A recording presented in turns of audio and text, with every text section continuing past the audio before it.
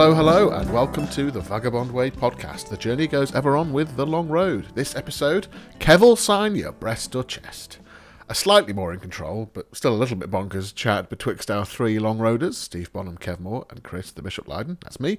This time discussing the rituals and riders we've come across in our careers, either our own little things we do to get grounded before a gig, or the demands musicians make backstage. Kev takes on the next stage of his Camino trek, and Steve shares thoughts on composing in the open air. The Vagabond Way podcast, featuring the long road, is exploring the world of the troubadour, the adventurer, the vagabond. The world isn't beige, it isn't processed, it's authentic, it's rich, and it's real. If those are the sorts of sentiments that make your brain light up, then hop on board. We're embracing all of those things, we're celebrating all of that, and we'd love it if you joined us on the journey.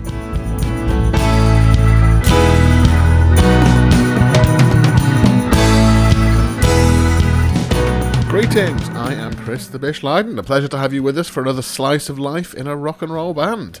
Lots of hashtag content to get through, so I'll be brief. The Festival of the Artisan at Home has launched. We're super excited for the long road to be headlining along with Bella Hardy and Blair Dunlop at the festival. Check out festivaloftheartisan.co.uk for all the details, box office there, and more announcements to come. In particular, we are searching for emerging acoustic acts to complete our lineup for the Festival Club. Head to our social media, Festival of the Artisan, to find out more, or festivaloftheartisan.co.uk/artisan club. On to our, again this week, perhaps a little bit silly, three-way chat between Kev'll and Steve Bonham and myself, discussing the rituals and riders we've come across or demanded in our time out there on the road.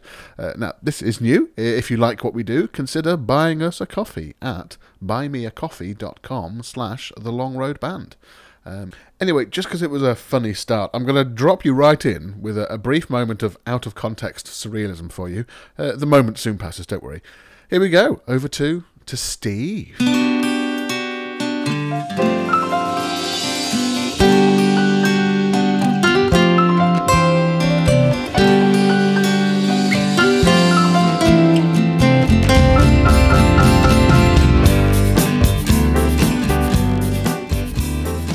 You and I have landed in plenty of airports, I should think, over the last 5 or 6 years. And stuck outside has been a painted cow, a painted... Absolutely, yes. Painted camels. I used to think they followed me around. Wow. So this might be more of just the silly nonsense chats rather than anything particularly... Rather than the serious one we've just done, you mean? Yes, about the elephants. Hello, everybody. The Long Road are together again for another of our online chats. Great to have you with us. We've got Steve at home in Derbyshire. Hello, Steve. What language will it be this week? Sayonara, Bishop. Sayonara. Sayonara. Okay. Great. And we've got Kev at home in Spain. Let's see. Kev. Bom dia. Oh dear. Now, is that Portuguese? It is Portuguese, Chris. Yes, it Oh! There we go. Great. So that's going to be our new theme, isn't it? What language are Steve and Kev going to say hello to the Bishop in on every podcast? I look forward to hearing, I don't know how many thousands of languages there are around the world. That will keep us going for a while, won't it? It will, Some research for you chaps. So I was looking through my old tweets the other day in relation to the Festival of the Artisan we've got coming up, because we were sort of rescuing the old Festival of the Artisan Twitter account. And I was just scrolling through some of the things that had been mentioned on there, and one of the last ones that's on there was actually from the very first festival back in 2018, and it was a tweet from me, which I thought was mixed emotions really, because I thought it was sort of sad that this was 3 years ago, such a long time ago, and we can't be doing live music now, but also I thought it was absolutely on brand for both me and the occasion and the band. So this tweet read something like, "It's 1 a.m. I'm sat in Steve Bonham's kitchen eating brie with a spoon after a gig, and that sounds about right." And for me, it feels almost like a different world, thinking back to the post-gig rituals that we all have. Yeah. And for me and Steve, for a lot, cheese would appear, and we'd start chipping away at it. Manchego being one of the favourites. Yeah. If Steve was in a fruity mood, at around 1 a.m. would say, "Do we have any prawns?" And some prawns would appear, probably from the freezer, and a large block of garlic, and a large hunk of butter, and some chili flakes, and within minutes we'd have delicious garlic chili prawns with hunks of bread to fit in. For me, that ritual of sort of the post-gig feast, if you like, is such an important part of it.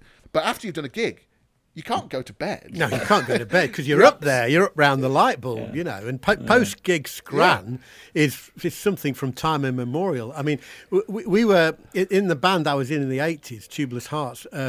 We were cursed, really, because we lived, or we were based around the Wakefield area in Yorkshire. And one of the greatest post-gig places to eat was a cafe called Redbeck's, which was a transport cafe on the outskirts of Wakefield.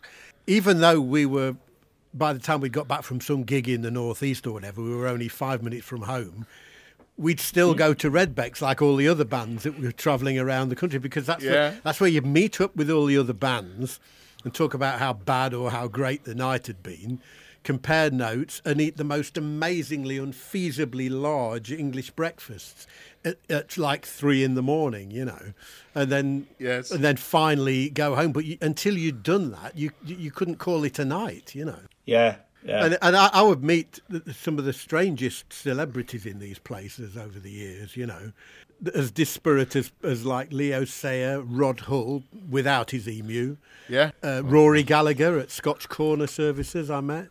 Everybody doing the same thing, you know. It's part of the ritual of it. And I mean, I have very fond memories of me and Steve at McDonald's on the M1 somewhere, Watford Gap probably, at 1 a.m, ordering, we don't really know what, we just sort of, you know, order a bunch of stuff and put our hand in the bag, and whatever we get, we eat, because it was 4 o'clock in the morning and we were just having to drive for 3 hours or whatever. And for me, it's part of the appeal of it. I mean, I will never forget when we were in our camper van in 2019, you know, Kev's bowl of hot Wheatos or whatever. Yeah, absolutely. It's normally malted wheats, I think, yes. Yeah. That ritual is part of the game. Dear listener, this is actually the situation, okay?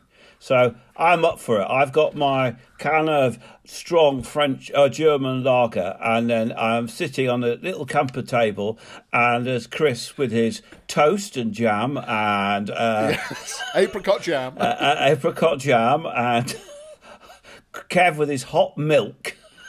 And me with me dirty little secret in my hand. That's rock and roll. Back when me and Steve started gigging together, when I was a teenager, there were some occasions where the alcohol started flowing a little bit too early, and the gig may or may not have suffered from it. So there came a point where I actually consciously would not drink at all before a gig or during a gig until afterwards. But because I knew I needed this time to unwind afterwards, and then rather than getting massively drunk, I would just eat a lot of cheese and garlic prawns. That was always my thing, really. For some people, it's, you know, the booze or whatever other substances, but part of it is the decompressing with your pals. Yeah. Sort of post-match analysis a little bit, but also just enjoying the chemicals of the performance. Yeah. I do remember Chris's early days. So I mean, he is very sober on the road now, and actually a lesson to us all. God, Chris. One was, as I was packing the speakers away, looking out the corner of my eye, I'd find him tangoing across the room with a lady stricken in more years than he was worth, and he was doing really well, actually. The full, you know, toreador bit. I fear I've missed your best years, Bish. It got me thinking about what other rituals or riders we might have come across in our career. For me, a fabulous memory, which actually has a bit of a sad end to it just very recently. So me and Steve years ago, when we did our Get Your Boots On tour, where Steve was walking the length of Hadrian's Wall and I was driving the van alongside him with all the sound gear in. So to our friend Trish, who was helping us run the tour, was running the tour for us, basically, she asked us what our riders were, and I jokingly said, a joke, I want a martini glass filled with blue M&Ms to the rim, and thought nothing more of it. It was just a joke. On the morning when we were all leaving the tour, we went for breakfast, and she presented us all little gifts. And she presented me with a martini glass filled with blue M&Ms to the rim. And a sort of sparkly straw in it. I was absolutely floored. I spoke to John, her husband, later on, and John had been the one who'd had to buy all the packets of M&Ms and separate empty the them blue out. ones out, yeah. Trish was very much the manager in that role, and John was the executioner. M&Ms, of course, are historical in music now. I mean, Van Halen were thought to be rather frivolous, like your good self, Chris, with M&Ms. Just they thought that they'd ask for all the brown ones to be taken out just to have a laugh. But in fact, when they would write their riders out, which would include specifications for entrances for getting equipment in for the crew and everything, and arriving at huge venues where their PA wouldn't fit through the doors.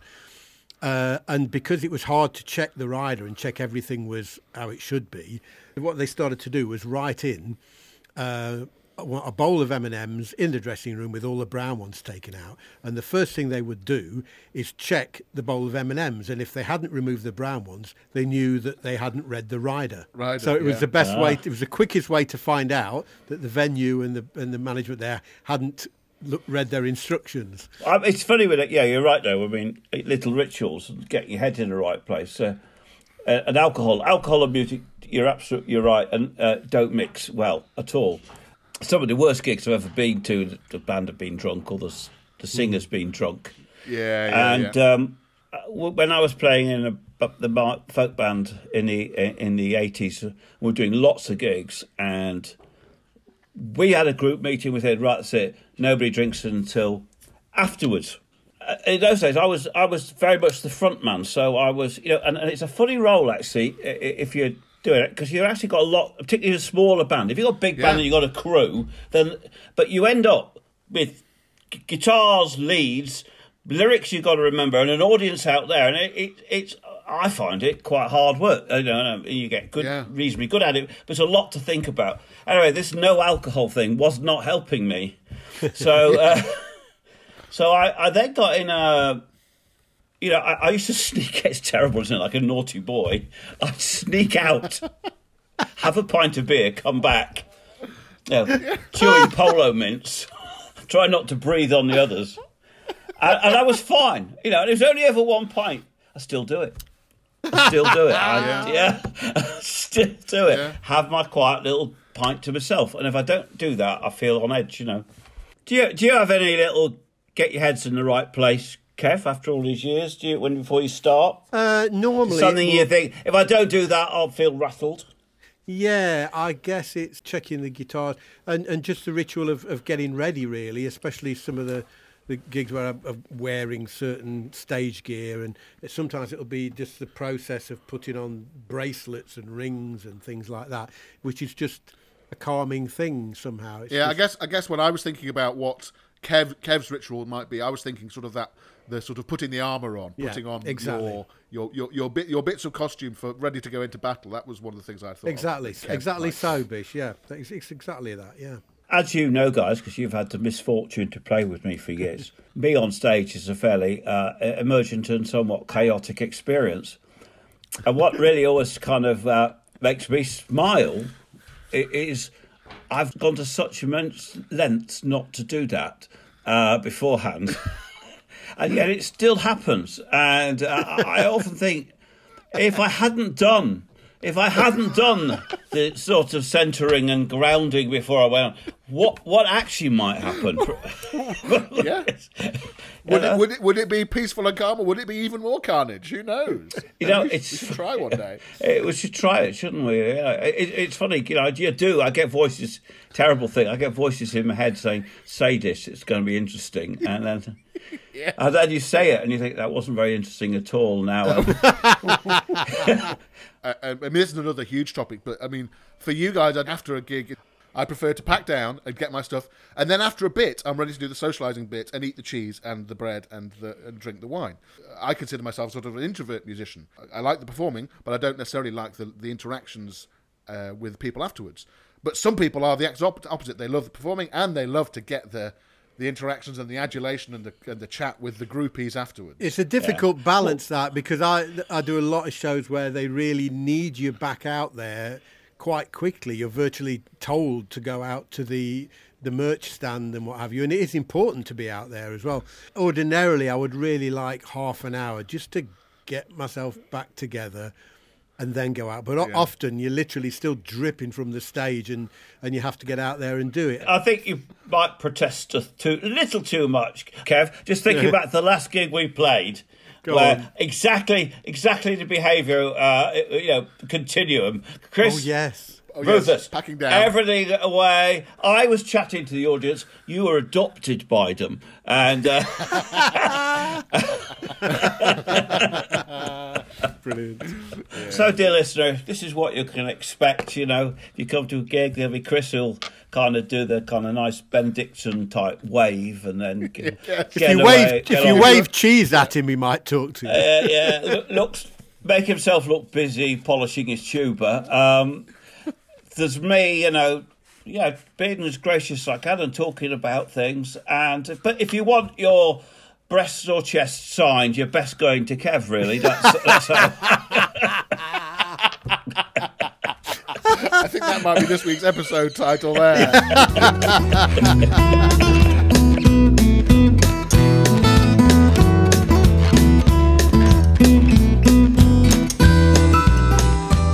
Songs about the road. An irregular series, part 3. I was thinking the other day that painters and artists are a much more robust, on the whole, bunch of people than us effete songwriters. I mean, in painting, there's this idea of au plein air, painting outdoors, out in the rain with the pounding sea, the howling gale, the earthquake and the volcanic eruption. I mean, they're a hardy group. Though how the paper survives such excitement, I don't know. Do songwriters do that at all? Do they write, think, create outdoors? Beethoven probably did, particularly in the Pastoral Symphony. He walked through the hills around him, listening. He said he preferred to talk to trees than people, though quite what a conversation would be like between a deaf German composer and a thickly accented Scots pine, I cannot imagine. But the posh bunch, the composers of orchestral works, definitely did listen. There's the Raindrop Sonata by Chopin, with the repeating drip, drip, drip of an A flat, capturing the rain around him and his mood, probably to the frustration of Georges Sand. In fact, the whole bunch of orchestral composers quite regularly draw on a whole menagerie of birds, cuckoos, nightingales, larks, though I've yet to hear a piece of music influenced by a penguin. The sounds around us and music. When I was a kid, my mum used to sing songs all the time. One of them was The Runaway Train. The runaway train came down the track and she blew. She blew.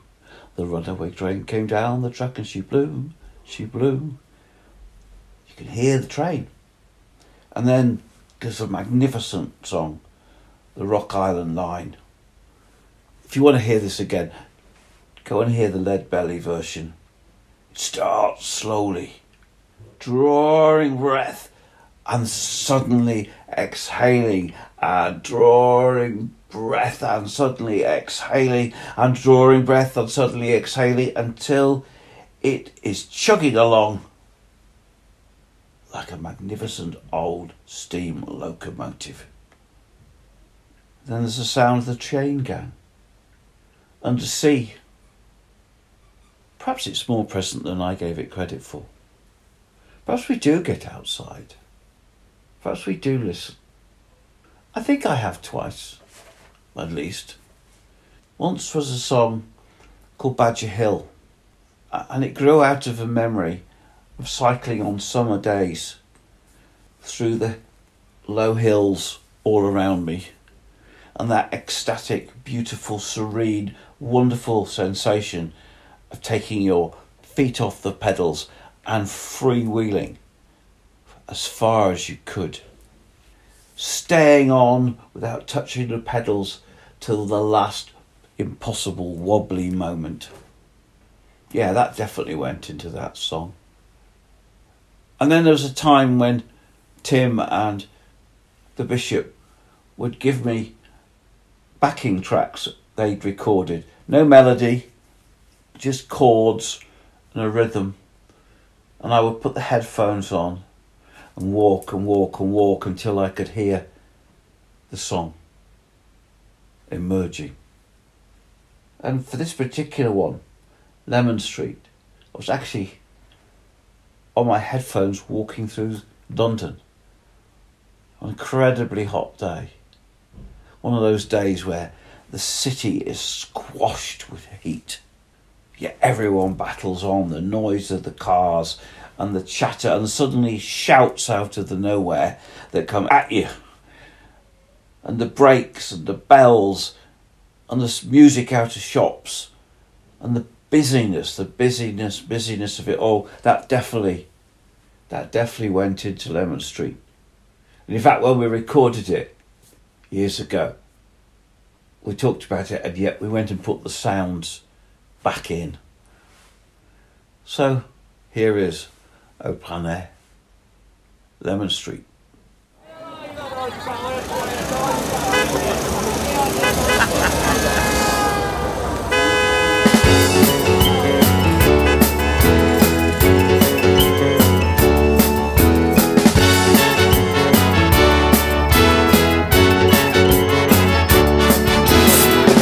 Angelino's dishing up the dirt. Geordie, he's a sleazeball. Susie, she's a flirt.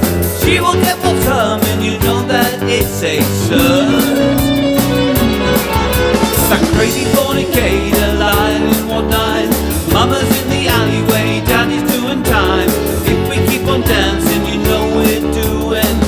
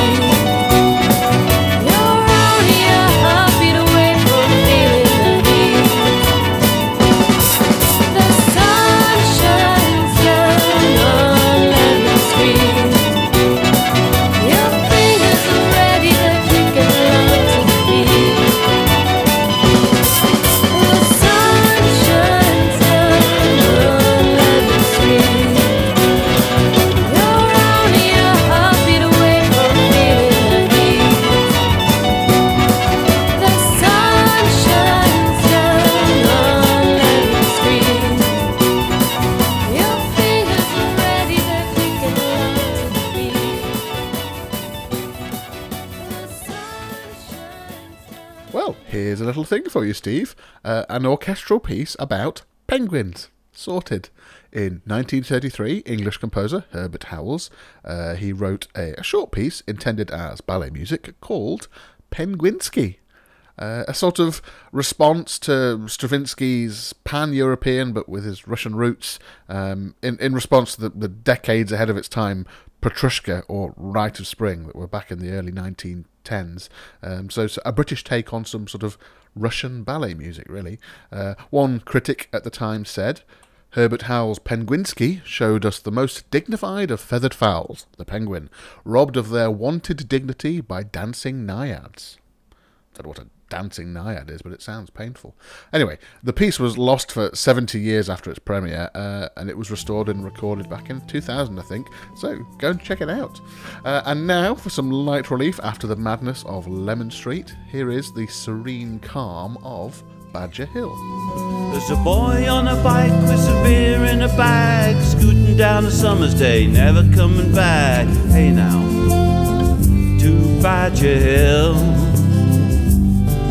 There's a girl that is waiting with a smile on her face, swears she's just the cutest thing, the whole human race. From Badger Hill, swimming out in the old mill pond, fish between her toes and the stream beyond. Willows weeping as the shadows grow, calling for a breeze as the daylight slows.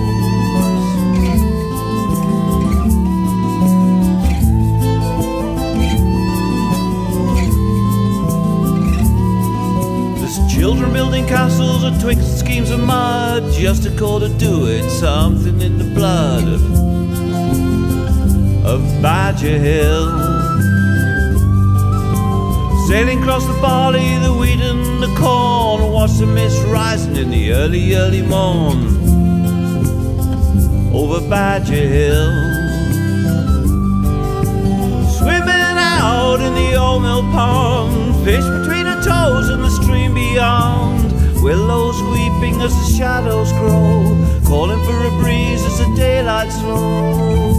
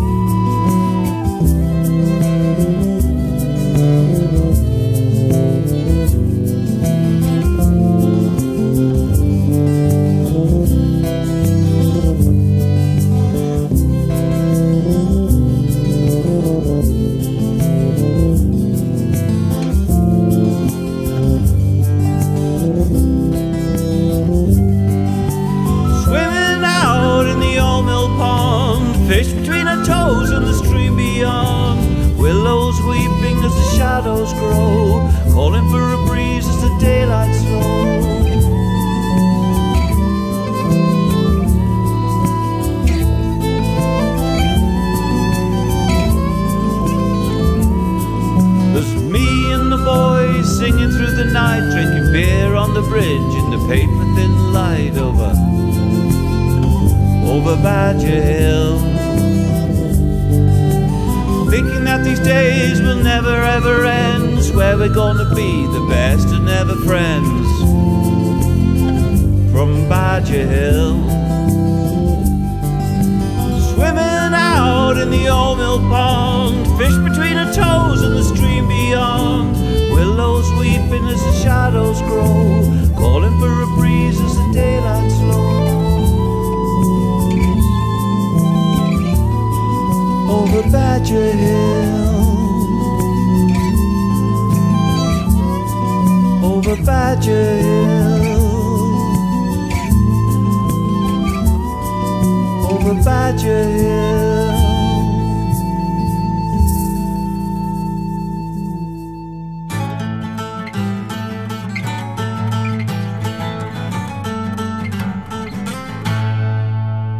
Hello again and welcome to Kev's Cafe Corner, where these days I'm talking about my Camino experience when I walked from Santander in the north of Spain all the way to Santiago de Compostela. You may remember last time, dear listener, on Saturday, October the 10th, I'd stumbled upon a pilgrim's rest at a private residence where I could finally quench my thirst.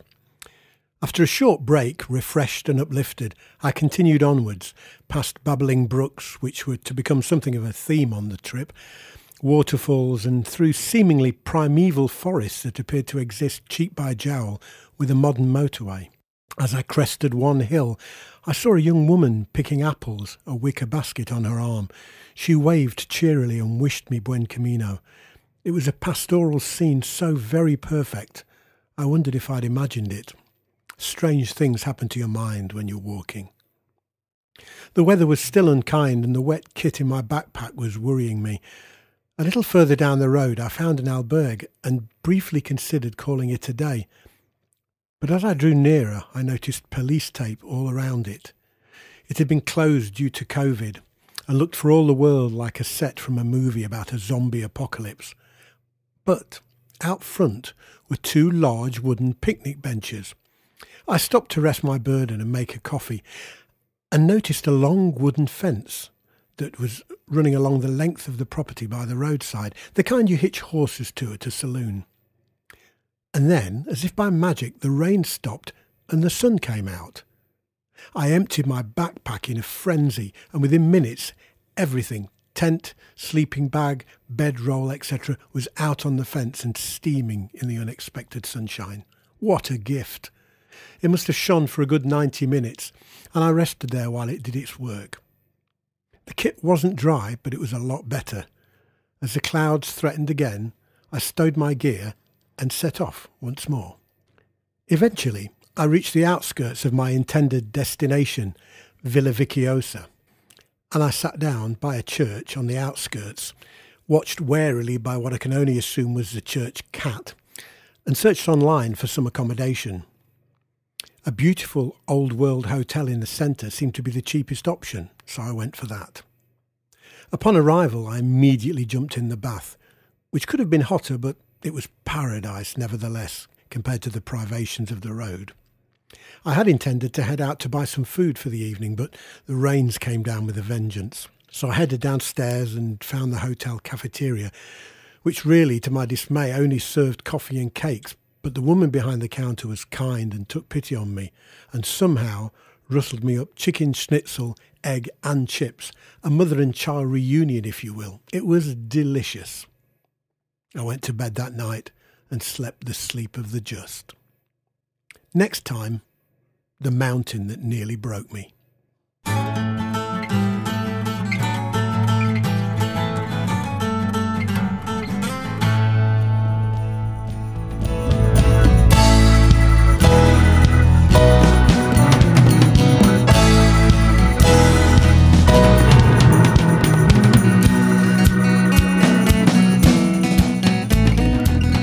Bishop's Daily Bread this week. I bought myself something which might just change my life. It's a little magnetic whiteboard that sticks to the front of my fridge. It has 7 little segments to it, one for each day of the week. So I'm going to write up what I plan to eat for tea or dinner. That's another topic entirely, tea or dinner. I'm going to write up what I plan to eat each day. Already, it started to transform things. I know exactly what the plan is each day for the whole week for evening meals. I can schedule it into my thinking. Now, last night was something I haven't had for a long, long time. Cottage pie. I hadn't quite thought through how long it would take to make, although I had pre-planned enough to get all the bits I needed, just about. I thought I'd be crafty and make the mash alongside the beef component, save some time, and all went fine, except then the recipe said to leave the beef to simmer for 45 minutes. This was taking a lot longer than I'd planned. At that point, I also realised I'd only made about half the mashed potatoes I needed. So, whilst the beef simmered, I made more mash.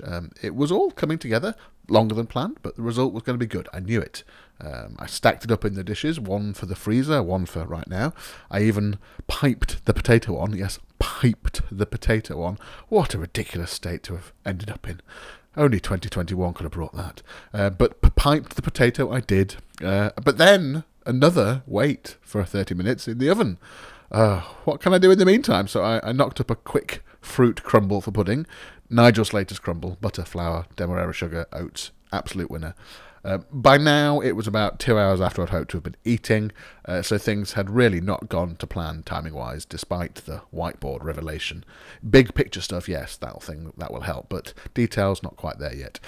The result, however, was delicious. Hearty, flavoursome, comforting cottage pie with creamy mash on the top with a little bit of a crispy crust on top. And then a pear and plum crumble with vanilla custard to finish. Proper nostalgia-filled meal. Primary school through and through, but absolutely delicious, life-affirming, as good a medicine as you'd hope to receive, to be honest.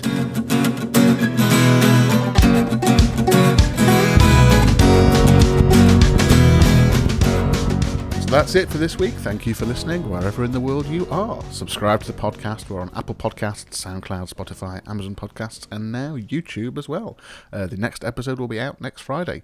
Join us on YouTube for the Transatlantic Connection show and become part of the Transatlantic Connection movement. Head to youtube.com/thelongroadband. If you fancy buying us a coffee, you now can at buymeacoffee.com/thelongroad. It's dead simple, just to drop us a few quid to support what we do. It even accepts Apple Pay and Google Pay. Super easy. All of our music and merch is on Bandcamp, where you can help support a positive ecosystem for the music industry. Download, streaming, vinyl, CD, the companion book, it's all there. thelongroadband.bandcamp.com. We're on Patreon at patreon.com/thevagabondway. Big thank you to our Patreons and a special shout out to Orla Flynn, James Lydon, Stuart Lydon, Yvette Lydon and Trish Taylor. Thank you for your ongoing support. If you'd like to support us to become a Vagabonder, you'll get free digital stuff and merchandise in the post if you want it. Help us create something different, something that entertains and something that inspires others. Join us on the journey and release the vagabond within. Patreon.com/thevagabondway. Thank you once again, brave adventurers, vagabonds and explorers, for joining us on the Vagabond Way. Remember, the world isn't beige. It's authentic, it's rich and it's real. Embrace every last bit of it. Until next time, the journey goes ever on with The Long Road. Bye for now.